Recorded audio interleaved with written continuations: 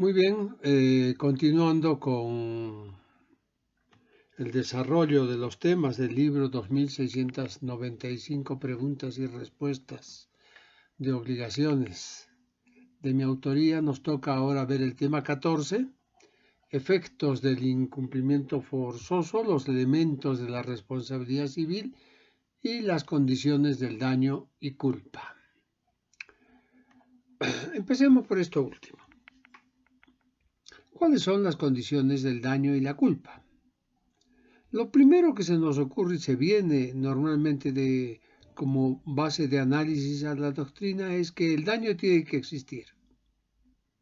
Es decir, tiene que haber daño, tiene que haberse causado daño. Acá se plantea el dilema del daño futuro. ¿Qué es el daño futuro? Es aquel, pues, que necesariamente se ha de producir como consecuencia de una conducta culposa de un tercero. Para que los daños futuros sean reparables deben darse a su vez otras dos condiciones. Primero, que sea la consecuencia necesaria de un daño actual. Esto es fundamental porque si no es una consecuencia necesaria, no se va a poder jamás hablar de daño futuro. Es decir, una consecuencia directamente relacionada con ese daño. Segundo, tiene que existir la posibilidad de cuantificarse el daño, porque si no se puede cuantificar, no va a ser posible reparar el daño. Ese quantum es completamente necesario. Clases, veamos las clases. Uno de esos daños es el lucro cesante, que es aquel ingreso que una persona debería haber experimentado por una actividad propia y que, por la conducta de otra persona, se ve imposibilitado de obtener. Su sueldo, su salario, renta, ganancias, lo que fuere. Lo cierto es que no ingresa a su patrimonio esas ganancias que deberían haber ingresado. Otro caso de daño futuro es la pérdida de la oportunidad. Esto se da cuando una persona experimenta un daño porque no obtiene una utilidad, debido a que ha perdido una oportunidad para obtener esa utilidad. Como segunda condición tenemos que el daño debe ser reclamado a la víctima. Esto quiere decir que el daño debe ser reclamado por la víctima, disculpe.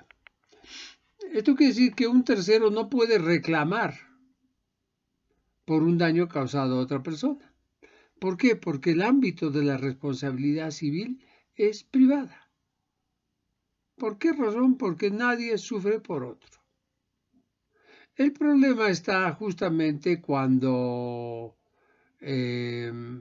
o mejor dicho, la salvedad está cuando terceros puedan reclamar por alguien que esté impedido de hacerlo, o se tenga su guarda, custodia o tutoría. Obviamente que sí.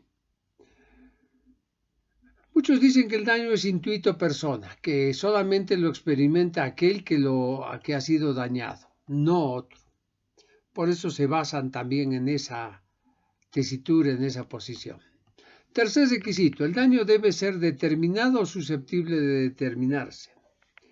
El daño debe ser determinado. ¿Por qué? Porque hay que especificar en qué ha consistido el daño. No se le puede decir al juez, me han dañado, pero ¿en qué? Bueno, no sé, pero me han dañado. Hay que aclarar de qué daño se trata. Hay que especificarlo. O debe haber la posibilidad de cuantificarlo a futuro. Cuarto requisito, el daño debe lesionar un derecho adquirido. ¿Qué es un derecho adquirido? Partamos aprendiendo eso, o mejor dicho, recuperando memoria. Un derecho adquirido es aquel derecho subjetivo que ha ingresado en el patrimonio de una persona y que el derecho lo reconoce. Si alguien sufre la muerte de su padre porque un tercero lo ha victimado, obviamente que está soportando un daño. Obviamente que se ha lesionado un derecho adquirido. Porque la ley consagra el derecho de manutención, de protección, de amparo para el menor o para la persona que ha sufrido un daño de esa naturaleza. Entonces es obvio que esto provoca un daño, por supuesto que sí. Y ese daño tiene que ser, pues, resarcido. Quinta condición, el daño no debe haber sido reparado, porque si el daño ha sido reparado, no se puede volver a pretender el cobro de una indemnización por constituir un enriquecimiento sin causa. Esto lo vamos a explicar claramente, indicando de que si hay un seguro que cubre y el seguro paga, no podrá pues el asegurado pretender que también a su parte el tercero dañoso le pague. Obviamente la acción de petición que tiene el seguro es otra cosa, pero no la víctima. De eso se trata. Pago por tercero. Aquí hay que ver dos hipótesis. La primera es que en ese sentido, ¿no es cierto?, de que haya sido pagado por un tercero. La primera es que si este tercero, el seguro o lo que fuere, ha indemnizado en nombre de representación del agente del daño, porque puede suceder de que choquen dos autos y uno de ellos esté asegurado. Pagará pues su seguro. Y es representación del que ha causado daño. No hay lugar a que la víctima pretenda accionar otra vez por su cuenta contra el agente del daño. Puede suceder además que el agente del daño esté completamente asegurado en una empresa. Ellos pagan. ¿Por qué razón? Porque el agente del daño o el causante, por decirlo así, está pagando su prima mensual. Entonces, él cumple y los otros obviamente que tienen que cumplir. Me refiero a la agencia o a la empresa de seguros.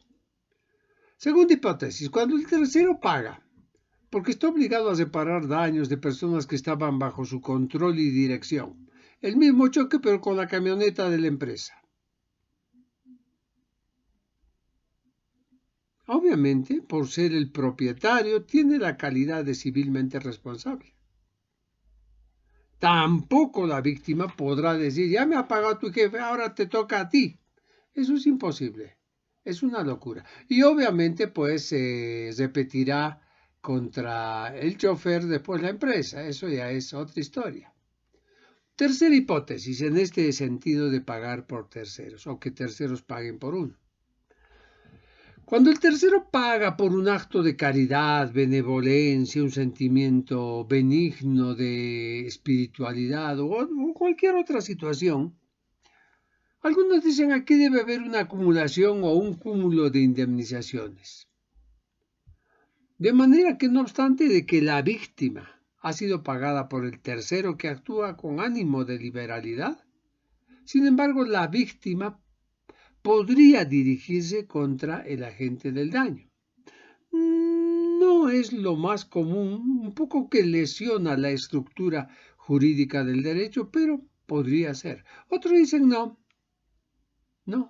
¿Por qué? Porque la satisfacción del dañado ha sido colmada. ¿Por qué? Porque la exigencia del que ha sufrido el daño ha sido satisfecha. Además, el tercero que paga y paga por un acto de liberalidad, lo que está buscando con ese acto es sacar de la ecuación jurídico obligatoria al agente del daño. Por eso él es el que está pagando. Entonces sería absolutamente lógico que él salga. Es decir, el agente del daño ya no pague. E ilógico y además enriquecimiento ilícito o pago de lo no debido, son diferentes, pero lo vamos a ver, de que una vez que ha sido pagado por este tercero filántropo, ahora le exija al autor del daño otro pago. No tiene mucho criterio. Cuarta hipótesis. Esta se da cuando la víctima estaba asegurada contra un daño y la empresa aseguradora paga el daño. La empresa aseguradora paga el daño, pero posteriormente irá a repetir contra su asegurado. si es que la cobertura no es tal. Pero esto es un poco lírico porque las agencias de seguro pagan hasta el límite y está establecido, más de eso no pagan un centavo. Pero se puede dar. Quinta hipótesis. Se da cuando la víctima tiene un problema de seguro obligatorio, como ocurría con el sistema, o sigue ocurriendo con el sistema de seguridad social. Alguien le causan un daño, lo atropellan, lo conducen a la caja, ahí les reparan el daño, pero no liberan a la gente del daño de ninguna manera. Eso él tiene que seguir pagando. Nuestro sistema legal en Bolivia sobre los daños y perjuicios admite, mediante nuestro Código Civil, la separación de daños previstos e imprevistos. Estos son el lucro cesante y daño emergente. También los daños contractuales y extracontractuales. Los daños morales solamente son indemnizables, es complicado, es difícil, en materia de hechos ilícitos. Son indemnizables también los daños directos, pero no los daños ni contractuales ni extracontractuales cuando son daños indirectos. ¿Por qué? Porque esta estructura del Código Civil así lo determina. ¿Que se debe modificar? Por supuesto que sí, yo creo que sí, yo pienso que sí, es mi punto de vista que se debe modificar. ¿Por qué razón? Porque son daños que indirectamente han afectado, pero por la acción nociva del agente del daño. No se ha buscado otra cosa y no tendría por qué quedar pues libre de cargo y culpa. ¿Por qué? Porque la estructura jurídica así lo determine. Reparación en materia contractual y en materia extracontractual. En materia contractual, es decir, contrato mediante, los daños y perjuicios no se presumen, se deben probar.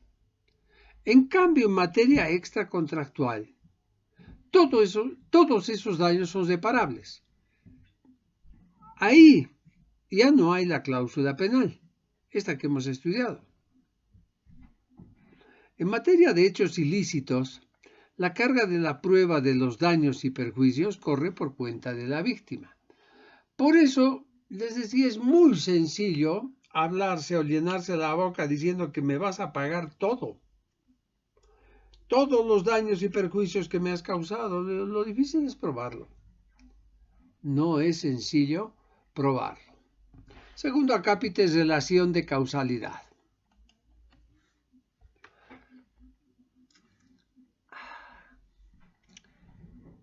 En la estructura técnica de la responsabilidad civil hay un otro elemento.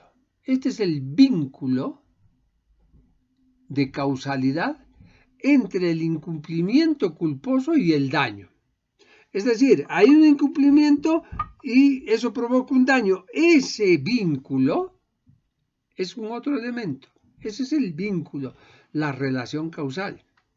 Para atribuirle a un sujeto responsabilidad civil, tiene que existir ese nexo, ese vínculo. Porque si no existe eso, va a ser completamente difícil, por no decir imposible, que se le pueda cobrar a una persona. Hay que atribuirle la autoría del hecho y probar que con ese hecho se ha causado ese daño. Eso es la relación de causalidad. Veamos la relación de causalidad física.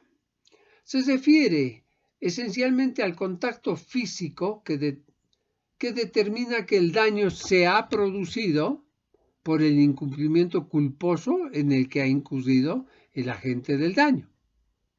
Esto normalmente ocurre en materia de hechos ilícitos, cuando se trata de responsabilidad civil por hecho propio.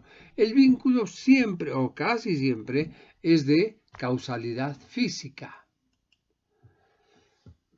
Al respecto se han tejido diversas teorías sobre el vínculo de causalidad. Desde Soma hasta ahora, realmente los doctrinarios, los pensadores, los eruditos del derecho, pensaban que la causa del daño es un evento, un suceso, un hecho, y por lo tanto el autor de ese hecho se le debe imputar la conducta culposa y la obligación de reparar el daño. Así de simple. El que las hace, las paga. De ahí viene esa frase tan común. Pero la doctrina en su análisis conceptual, en su pensamiento crítico, fue creando otras ideas, otros aspectos que deben ser tomados en cuenta. Veamos cuáles son. Primero, teoría del hecho más próximo. Esta teoría fue desarrollada en Francia y estuvo vigente en el siglo XIX. ¿Qué decía?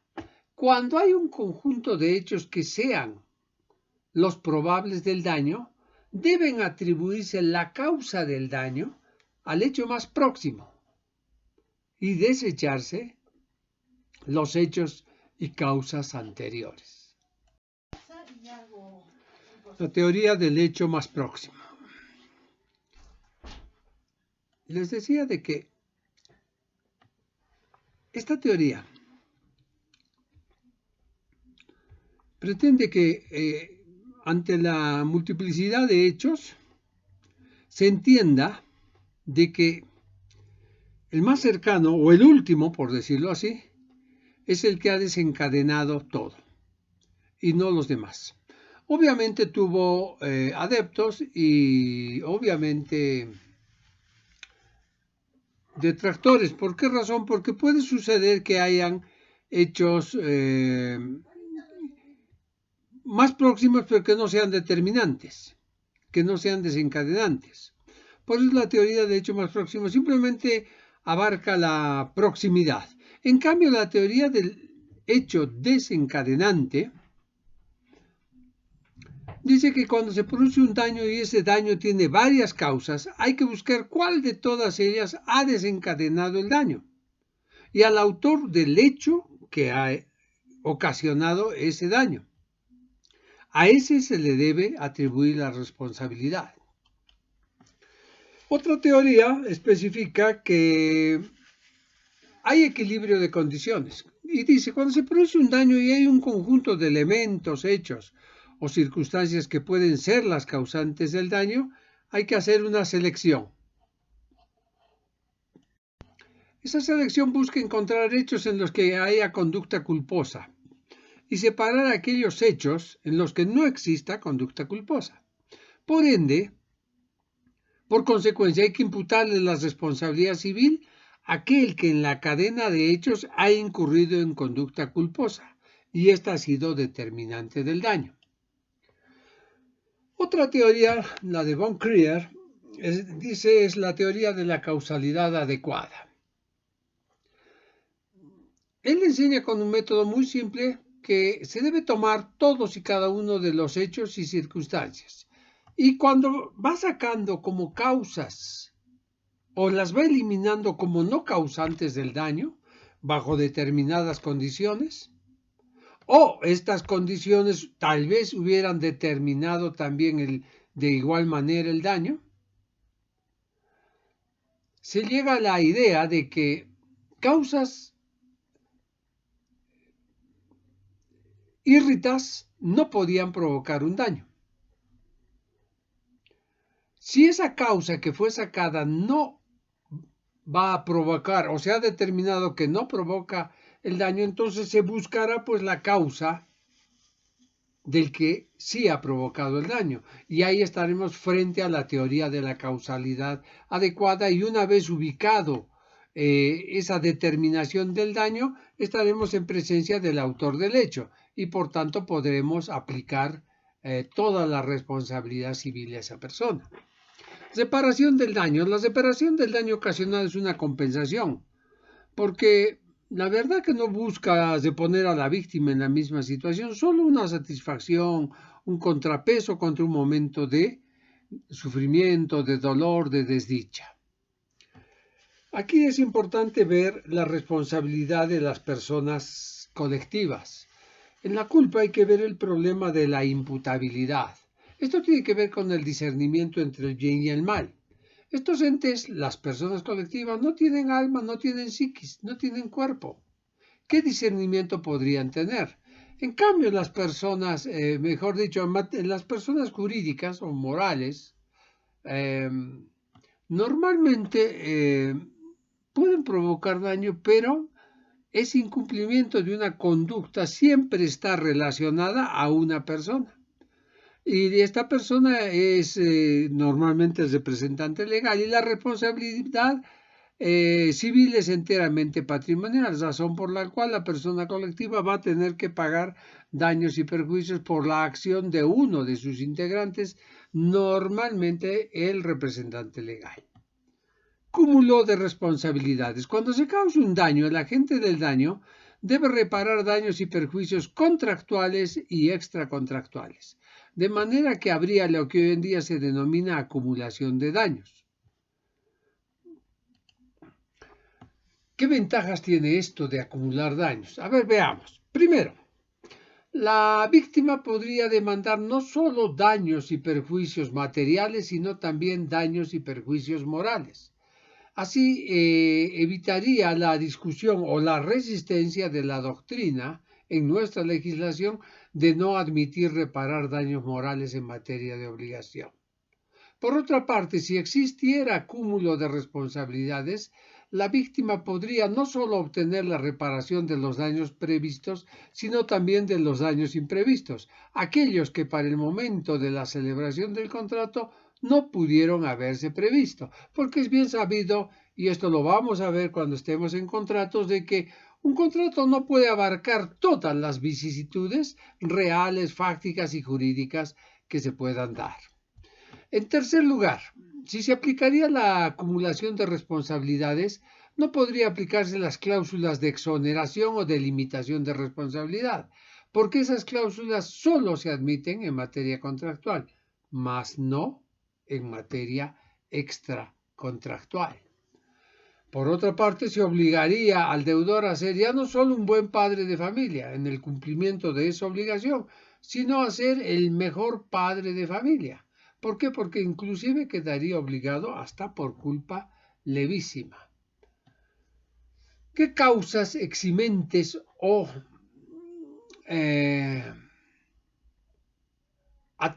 atenuantes hay de la responsabilidad civil, obviamente? La doctrina ha reconocido tres causas que atacan a la culpa. Primero, la ausencia de culpa. Segundo, la conducta objetiva lícita. Y tercero, la legítima defensa. Veamos la ausencia de culpa. El autor debe demostrar que no hay culpa, que la conducta desarrollada es normal, es prudente, es idónea, es decir, que se ha manejado dentro de los parámetros de la lógica que no permiten causar daño a otras personas. Él no ha incurrido ni en dolo ni en culpa, ni culpa inomitiendo, ni culpa incomitiendo.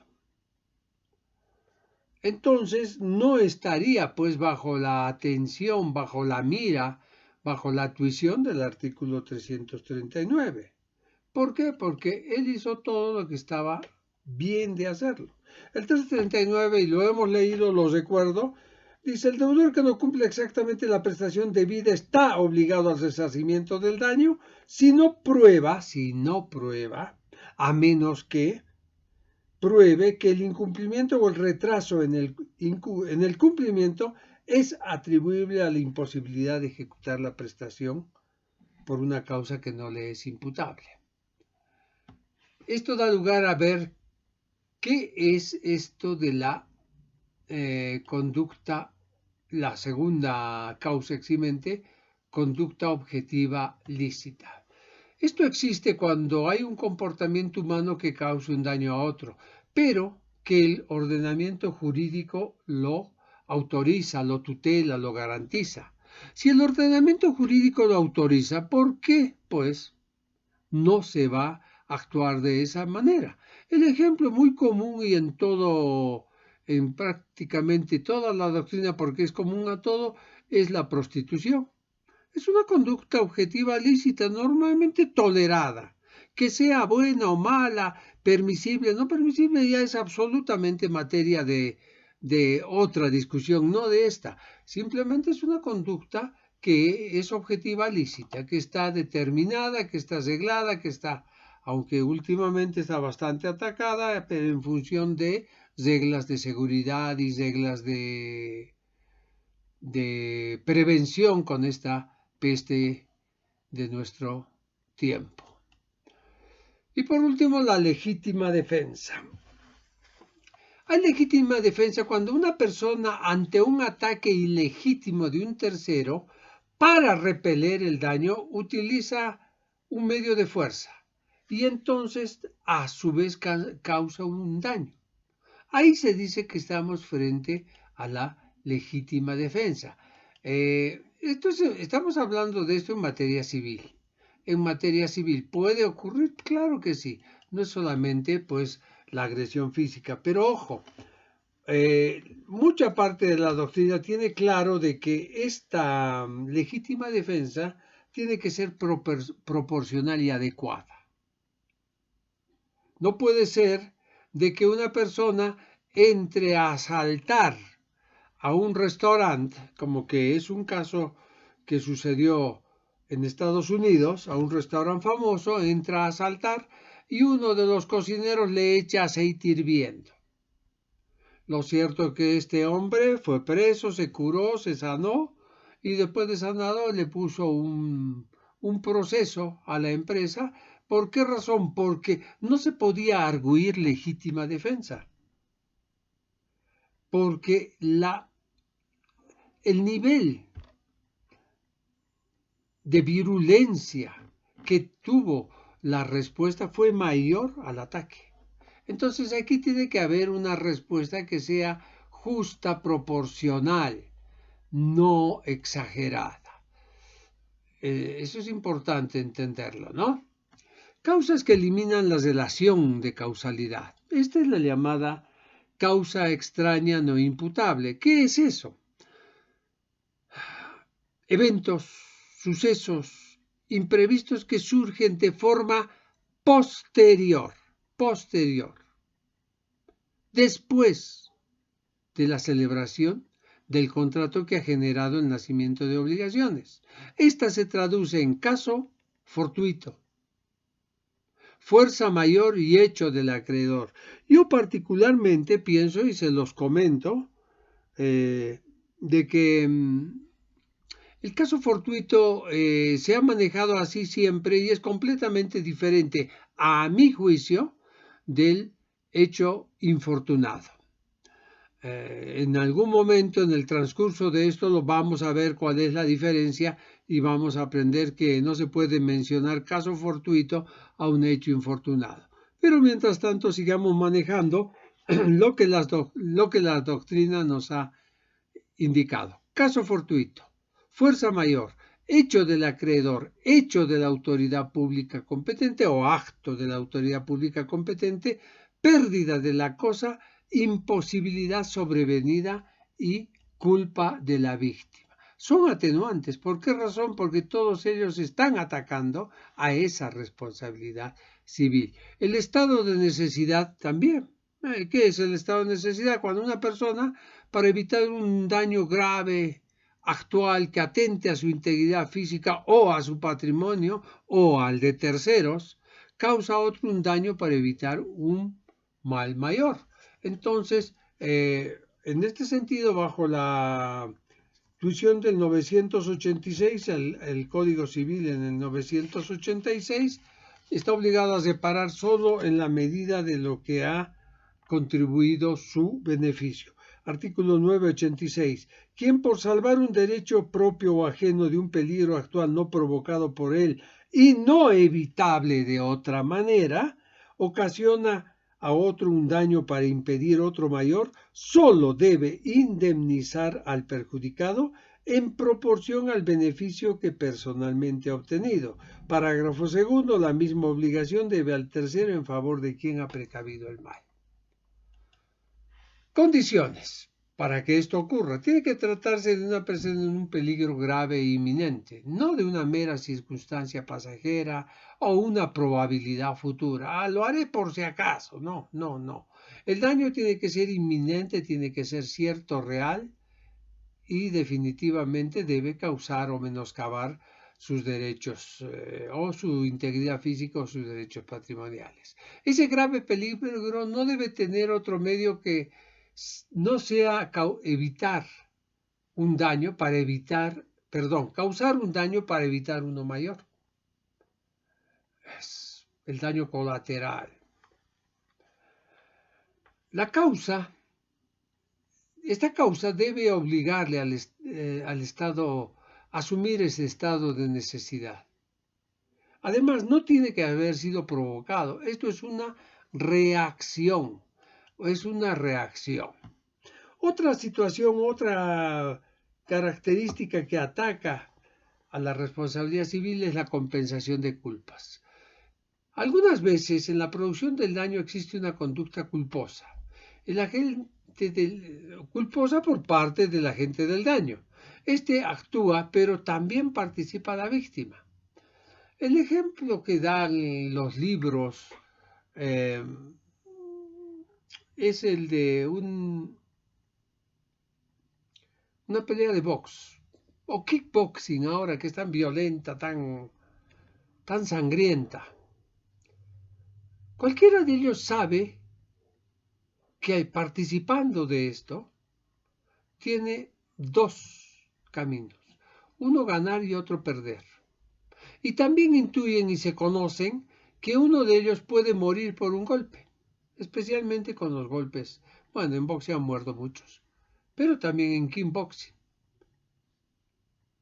¿Participa la gente del daño? Claro que sí, pero también participa la víctima. ¿Por qué razón? Porque la víctima podía haber sido también el agente del daño. Es decir, podía haber causado él. ¿Por qué? Porque estaba en las mismas circunstancias que el otro. Pluralidad de culpas.